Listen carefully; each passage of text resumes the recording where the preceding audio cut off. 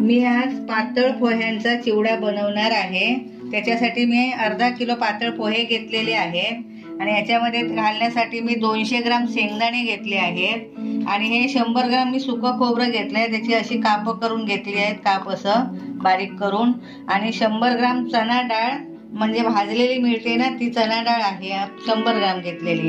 आता हे कढीपत्ता घेतलेला आहे अंदाजानुसार, आपण 2 टाळ आहेत ते बारके, आणि हे मिरच्या घेतल्या 4-5 ते बारीक करून घेतलेले आहेत। मी आता गॅस चालू केलेला आहे आणि आता भांडे तापत ठेवलेलं आहे। आता मी थोडा गॅस कमी करते कारण मीडियम वर आपल्याला करायचं आहे आणि हे पातळ पोहे असल्यामुळे जास्त वेळ परतवायचे नाहीये।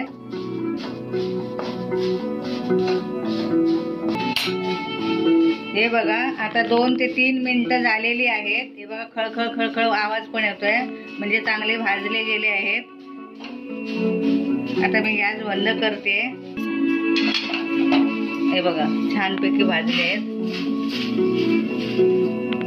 असेच आता दुसरे भाजून घ्यायचे। हे बघा या प्रकारे असे मी चांगले फुलवून घेतले आहेत, मस्तपैकी कुरकुरीत झाले आहेत। हे बघा आणि मी आता काय केलं, गॅस चालू केलेला आहे आणि हे भांडं मी तापत ठेवलेलं आहे। त्याच्यामध्ये आता मी शेंगदाणे टाकते। तेल मी साधारण अर्धी वाटी घेतलेले आहे। मी आता याच्यामध्ये शेंगदाणे घेते।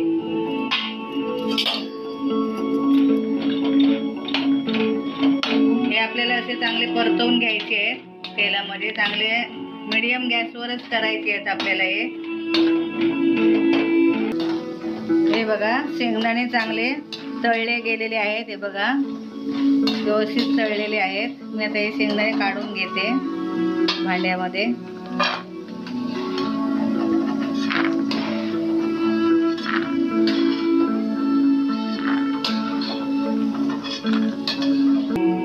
आता मी सुकं खोबरं तळून घेते।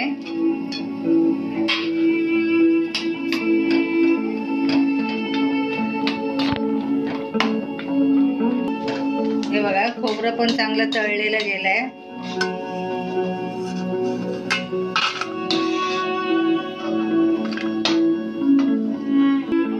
याच्यामध्ये आता मी डाळ घालते, डाळ पण अशी तळून घेते मी।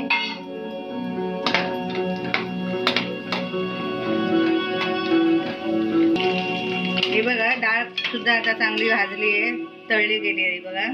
आता काढते बाहेर।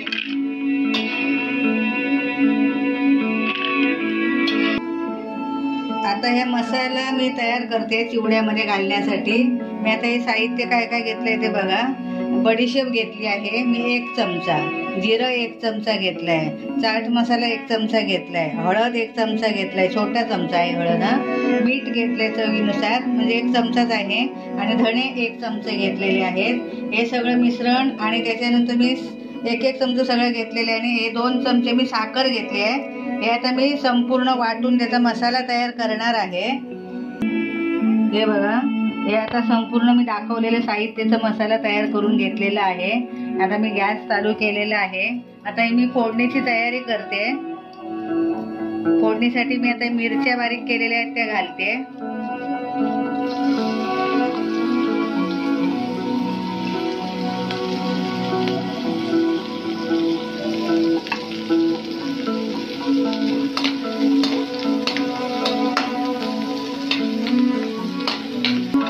चांगल्या भाजल्या पाहिजे मिरच्या, व्यवस्थित आतलं पाणी असं ते पूर्ण गेलं पाहिजे निघून।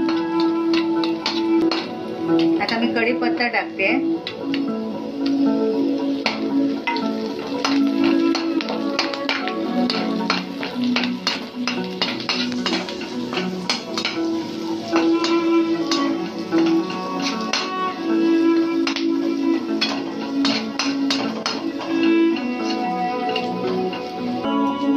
कढीपत्ता चांगला कुरकुरीत झालेला आहे, ही फोडणी झालेली आहे तयार।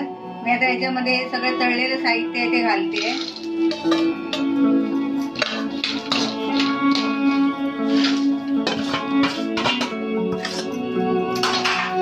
हा मसाला तयार केला तो पण मी त्याच्यामध्ये घालते।